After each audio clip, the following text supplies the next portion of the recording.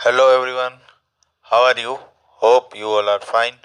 So, I am here with you with the new video for the chapter 7, that is control and coordination of class 10. So, hope you all are watching all the videos for the same chapter. So, this will be our part 3 video for the same chapter. I welcome all the students of Om Shanti English Medium School and the students who are watching this video. So, today's video will cover a most important part of our body part, that is nothing but a human brain. We'll study what human brain is actually made up of or what it is responsible of. Okay students, so let's try to understand the concept of brain in a very detailed way in class 10. So students, as you all know, our nervous system mainly consists of two main parts. हमारे nervous system में दो parts होते हैं जो बहुत ही main होते हैं, ठीक है। उसमें दो नर्वस सिस्टम आती है।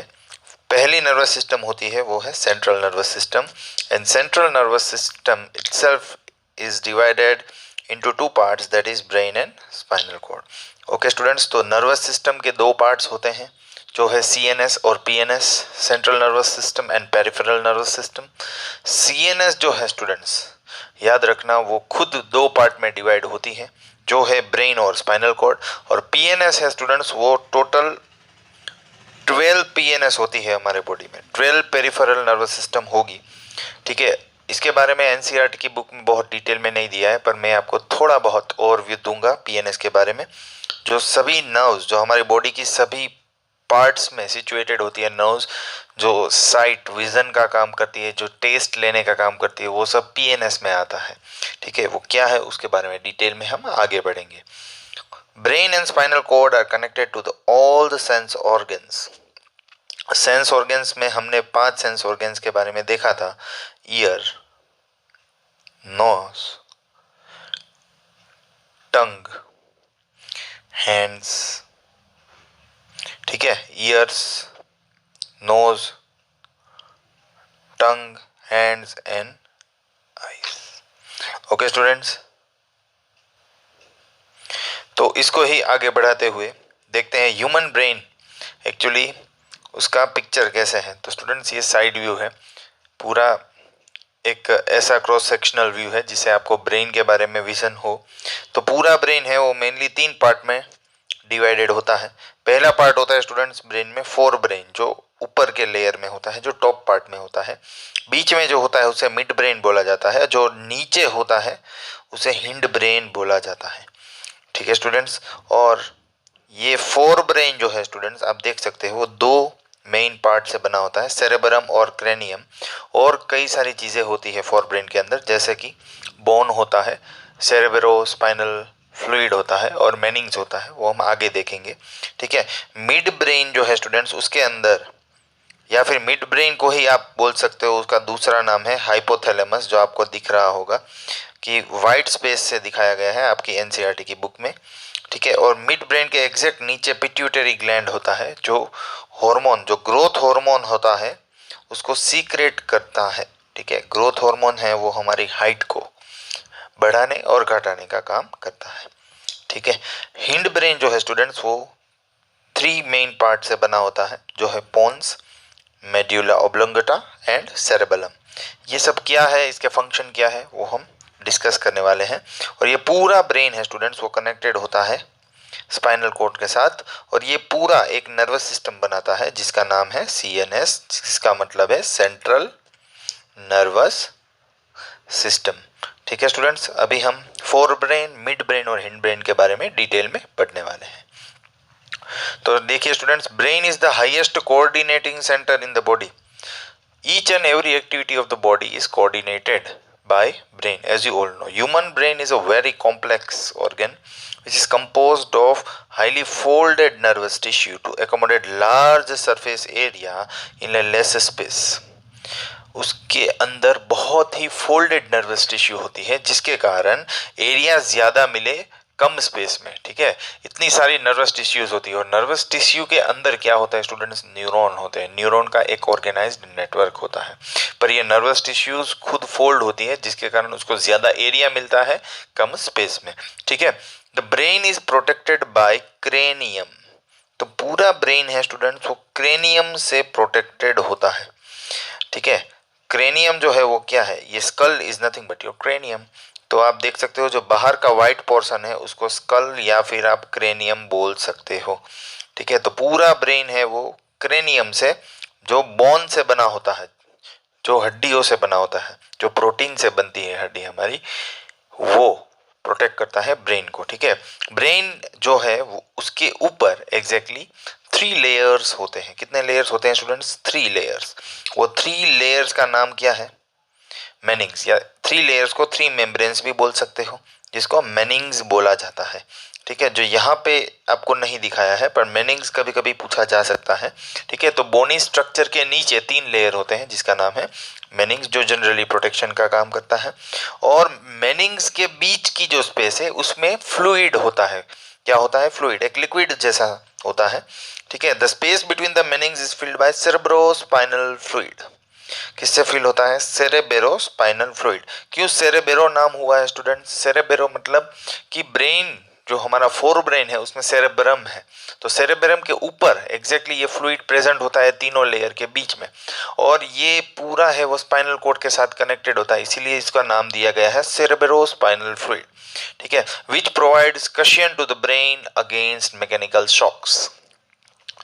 कशियन मतलब क्या होता है स्टूडेंट्स, जब हम सोते हैं तब कशियन लेके सोते हैं, क्यों, because it provides a very good support against the movement of the body, ठीक है। तो आपको कभी भी ब्रेन या फिर हेड आपका टकराता है वॉल के साथ, थोड़े धीरे से टकराएगा तो सेरेब्रोस्पाइनल फ्लूइड जो है वो शॉक या फिर वो वेव को वो एब्जॉर्ब कर लेगा, ठीक है। वो ब्रेन तक कोई भी इंजरी को पहुंचने नहीं देगा। It will protect your brain, it will absorb the external shocks और एक्सटर्नल वेव्स। शॉक्स मतलब इलेक्ट्रिक शॉक ही नहीं होते हैं, जो एक प्रेशराइज्ड फॉर्म में कोई भी बाहर से प्रेशर आएगा उसको एब्जॉर्ब कर लेगा। कौन, cerebrospinal fluid. Where it is present between the layers of meninges and meninges lie under the bony structure that is cranium. Okay, तो यहाँ तक क्लियर हो गया स्टूडेंट्स। अब हम फोर ब्रेन के अंदर के पार्ट में आ रहे हैं, ठीक है।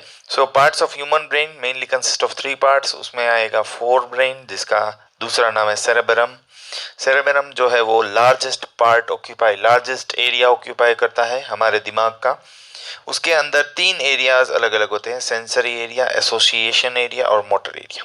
सेंसरी एरिया क्या करेगा स्टूडेंट्स, सेंसरी न्यूरॉन के बारे में आपको याद होगा। सेंसरी न्यूरॉन सबकी इनपुट्स को सेंस करता है। Same way it receives the impulses from sense organ via receptors, तो रिसीव करता है इलेक्ट्रिकल इम्पल्स को, राइट। किसकी मदद लेगा, न्यूरॉन की मदद लेगा, तभी इम्पल्स रिसीव होगी। ओके, एसोसिएशन एरिया और thalamus to relay sensory information to the cerebrum. ये एसोसिएशन एरिया है। एसोसिएशन मतलब क्या, सभी को ज्वाइन करता है। जो भी सेंस हुआ स्टूडेंट्स, वो सभी सेंसरी इंफॉर्मेशन है वो सेरेब्रम से वो मोटर न्यूरॉन को कनेक्शन देने में काम आता है। ये एसोसिएट करता है, ठीक है। मतलब ये सिग्नल को लेकर आकर कनेक्ट करता है मोटर एरिया तक, ठीक है। और मोटर एरिया क्या करेगा, वॉलेंटरी मूवमेंट्स है उसको कंट्रोल करेगा। What is the meaning of voluntary movements, the movements that is the under the control of brain और under the control of your will power, that is nothing but a voluntary movements. Okay students, तो fore brain जो है उसके अंदर 3 areas होते हैं specifically, ठीक है, याद रखना है आपको। आगे जाते हैं स्टूडेंट्स, हिंड ब्रेन के ऊपर। जो हिंड ब्रेन होता है students, it is composed of cerebellum, pons and medulla oblongata.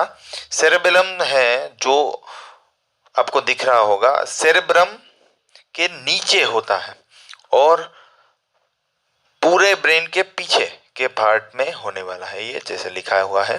Functions क्या होते हैं, तो हमारे पूरे बॉडी में हम जैसे खड़े होते हैं, बैठते हैं, तो एक पोस्चर डेवलप होता है, तो उसको मेंटेन करता है और पूरे बॉडी का बैलेंस भी एक मेंटेन करके रखता है, ठीक है। जैसे हम रन कर रहे हैं तो हमारा पोस्चर अलग होगा, हम खड़े हैं तो हमारा पोस्टर अलग होगा, हम बैठे हुए हैं तो हमारा पोस्टर अलग होगा। ठीक है, तो वो पोस्टर कंट्रोल करने का काम है वो सेरेबेलम का होता है। ठीक है, it helps to make precise and accurate movements. तो स्टूडेंट्स हम पोस्टर को चेंज भी कर सकते हैं। ठीक है, जैसे बैठने का पोस्टर होता है वैसे ही खड़े होने का नहीं होता है। So we are making a precise movement और precise posture, we are controlling our posture. So how it is possible? Because of cerebellum.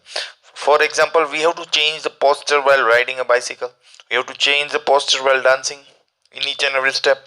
For holding each and everything, we have to change our posture. So all of these postures are controlled by cerebellum. Postures है, poster नहीं है, postures बोलते हैं। ठीक है, आगे जाते हैं। मेड्यूला, मेड्यूला है वो कहाँ पे है? अब देख सकते हो मेड्यूला है वो यहाँ पे। जैसे हमने सेरेबेलम को लोकेट किया, सेरेबेलम कहाँ था हम देखना चाहेंगे। सेरेबेलम है वो एग्जैक्टली अब देख सकते हो ये पार्ट में सेरेबेलम है। ठीक है, हिंड ब्रेन का एक पार्ट है सेरेबेलम। ठीक है स्टूडेंट्स, क्लियर हो रहा है? ओके, तो सेरेबेलम है वो एग्जैक्टली क्रेनियम के नीचे और पीछे के पार्ट में होता है। अब हम मेड्यूला ऑब्लोंगेटा के बारे में पढ़ने वाले हैं। ठीक है, तो medulla lies at the base of the brain. You can see this green part is indicated as medulla oblongata. Okay, it controls various involuntary function. जैसे आपने पढ़ा अभी कि सेरेबेलम है वो वॉलेंटरी एक्शन को कंट्रोल कर सकता है, वो हमें एक पोस्टर बनाने में काम आएगा। तो वैसे ही ये इनवॉलेंटरी एक्शन को कंट्रोल कर सकता है, जैसे कि heart beat, breathing, peristaltic movement. Peristaltic movement कहाँ पे होगा? इसोफेगस। ठीक है, तो एलिमेंट्री कैनल है। It allows the reflexes of swallowing, coughing, sneezing, secretion of saliva, vomiting. ये सब चीजें स्टूडेंट्स हमारे कंट्रोल में नहीं होती है। So the things which are not in our control are always controlled by medulla oblongata. Actually, medulla oblongata is performing each and every involuntary action in our body. Okay students, so medulla is clear. Medulla is also a part of hind brain. याद रखना, hind brain के 3 parts होते हैं। Cerebellum जो हमने पढ़ लिया, medulla oblongata जो हमने पढ़ लिया, और लास्ट है पोन्स। तो पोन्स के बारे में अभी हम पढ़ने वाले। पोन्स कहाँ पे है? जो ये वायोलेट कलर का रीजन या ब्लूइश कलर का रीजन तो दिख रहा है वो है pons. Very small part of a brain but it has a very important function to do in our brain. It is involved for control of breathing. हमारा ब्रीथिंग का रेट कंट्रोल करता है। ठीक है, जो डिफरेंट पार्ट्स ऑफ ब्रेन के बीच का connection यही करता है। जैसे कि ये क्रेनियम का एरिया है, उसको ये नीचे वाला जो ब्रेन है, ठीक है, जैसे कि मिड ब्रेन और हिंड ब्रेन के बीच में कोई भी सिग्नल एक्सचेंज करना है तो ये ब्रिज प्रोवाइड करता है। साथ में ये हमें एक सेंसेशन देता है, कुछ भी सुनने का, टेस्ट का, या फिर बैलेंस ऑफ द बॉडी कैसे रखना है उसका सेंस प्रोवाइड करता है, स्मेलिंग का सेंसेशन प्रोवाइड करता है। ठीक है, तो ये सब कुछ कौन करता है ब्रेन के अंदर? पोन्स। ठीक है, pons is a part of a hind brain. Pons कहाँ पे होता है? पोन्स होता है हिंड ब्रेन के अंदर, बहुत छोटा सा पार्ट होता है, एग्जैक्टली मिड ब्रेन के नीचे आप बोल सकते हो कि पोन्स होता है। ठीक है, अब हम जानेंगे कि मिड ब्रेन कहाँ पे है। तो मिड ब्रेन जैसे आप देख सकते हो यहाँ पे भी मिड ब्रेन रेड कलर से दिखाया हुआ है। मिड ब्रेन, वो मिड ब्रेन जो है उसको दूसरा नाम हाइपोथैलेमस भी बोला जाता है। क्या बोला जाता है स्टूडेंट्स? हाइपोथैलेमस। ठीक है, सेरेबेलम के नीचे एग्जैक्टली हाइपोथैलेमस होता है। वो हमारी रिफ्लेक्स मूवमेंट जो होती है हेड, नेक और ट्रंक की, ठीक है, किससे रिफ्लेक्स मूवमेंट होगी? हेड, नेक और ट्रंक को रिफ्लेक्स मूवमेंट होगी, किसके कारण होगी या what was the input so that this reflex movement is happening? Input है विजुअल, मतलब आई से जो भी इनपुट आया या फिर कोई भी ऑडिटरी स्टिम्युली आया ईयर से, उसके कारण जो भी हेड, नेक और ट्रंक में रिफ्लेक्स मूवमेंट आएगी वो मिड ब्रेन कंट्रोल करता है। ठीक है, it control sleep and wake cycles. ठीक है, आपकी स्लीपिंग साइकिल पूरी ये मिड ब्रेन कंट्रोल करता है। तो किसी को नींद नहीं आती है या ज्यादा नींद आती है, नींद पे कंट्रोल नहीं है, मतलब उसका मिड ब्रेन है वो ठीक से काम नहीं कर रहा है। ठीक है, it also controls the urges for eating and drinking. ठीक है, ईटिंग मतलब hunger and thirst, hunger and thrust is controlled by mid brain. याद रखना स्टूडेंट्स, आपको भूख लगती है तो आपको कैसे मालूम पड़ा कि आपको भूख लगी? तो आपके मिड ब्रेन ने एक सिग्नल भेजा जिसके कारण आपको मालूम हो गया कि हाँ मुझे भूख लगी है, अभी मुझे खाने की ज़रूरत है। ठीक है, साथ में जब भी आपको पानी चाहिए तब भी मिड ब्रेन आपको काम आता है। आगे जाते हैं स्टूडेंट, स्पाइनल कॉर्ड। आप देख सकते हो student, spinal cord directly attached होता है ब्रेन से। इट इज अ सिलिंड्रिकल और ट्यूब्यूलर लाइक स्ट्रक्चर। आप देख सकते हो एक spinal cord tubular like structure है। ठीक है, down from the medulla oblongata, medulla oblongata से नीचे जाता है। मेड्यूला ओब्लोंगेटा कहाँ पे है स्टूडेंट्स? हम पहले डायग्राम में फोकस करेंगे। तो ये रहा मेड्यूला ओब्लोंगेटा। मेड्यूला ओब्लोंगेटा के साथ डायरेक्ट कनेक्शन होता है हमारे स्पाइनल कॉर्ड का। ठीक है स्टूडेंट्स, तो ये समझना बहुत ज़रूरी है। जैसे यहाँ पे मेड्यूला ओब्लोंगेटा है तो उससे कनेक्टेड होता है। It is also enclosed in a bony like or bony cage that is known as vertebral column. जो spinal cord है वो भी protected होता है ऊपर से bony like structure से जिसका नाम है vertebral column. It is also surrounded by a 3-layer membrane that is Manning's. It is connected with 31 nerves. How many nerves are connected with spinal cord can be asked in the exam. 31 different nerves are connected with the spinal cord. Okay. Students, तो spinal cord के साथ peripheral nerves दिख रही है। मैंने आपको video के starting में बोला था कितने पेरिफेरल नर्व्स मेनली होती है? 12 पेरिफेरल नर्व्स होती है, याद रखना है आपको। अब हम फंक्शन ऑफ स्पाइनल कॉर्ड के बारे में पढ़ेंगे। तो उसके दो फंक्शंस होते हैं स्टूडेंट्स।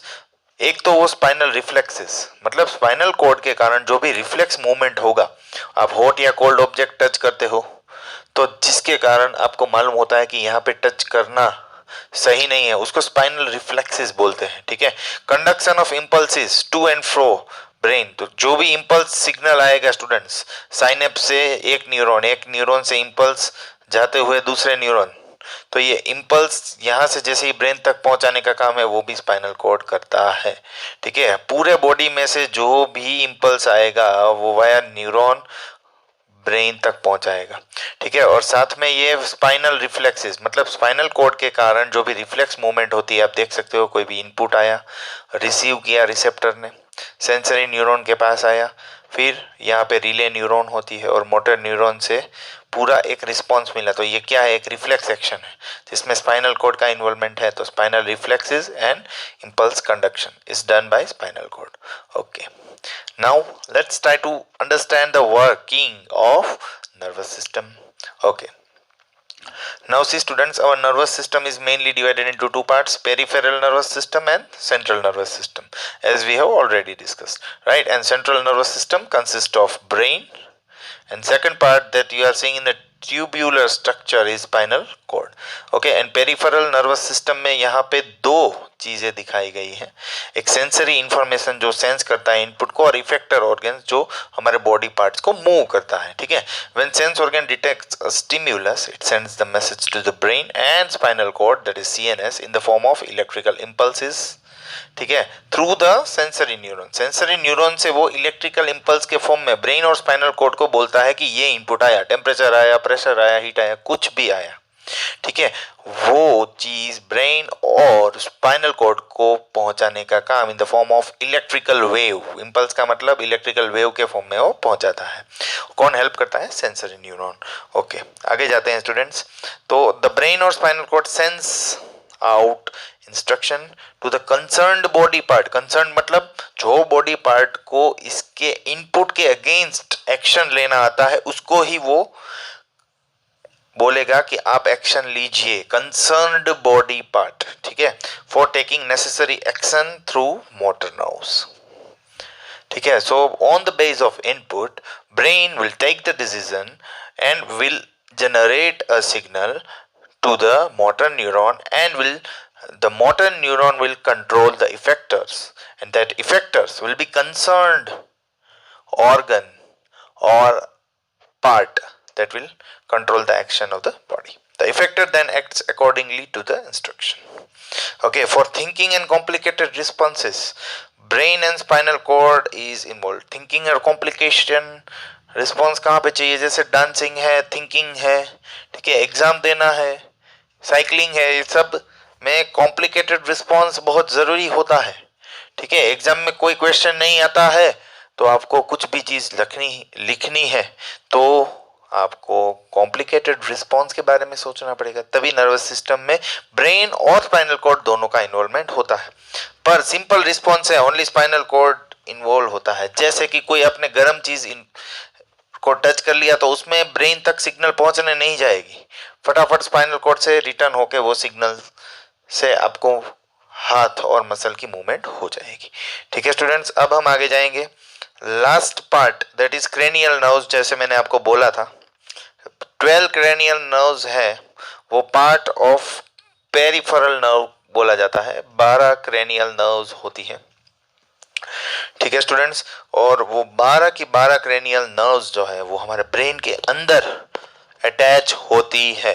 ठीक है, जैसे ऑप्टिक ट्रोक्लियर जो eye movement, abducens eye movement, again vestibulocochlear heating and balance, vagus for movement sensation and abdominal organs, hypoglossal again accessory that is neck movement, trigeminal, oculomotor, olfactory smell as you all know, facial for face movement, glossopharyngeal that is for taste, swallowing and throat sensation. No need to remember this for class 10, it will be there in your class 11 and 12 if you are taking the biology field. Okay, cranial nerves serve functions such as smell, sight, eye movement and feeling in the face. Cranial nerve also control balance, hearing and swallowing.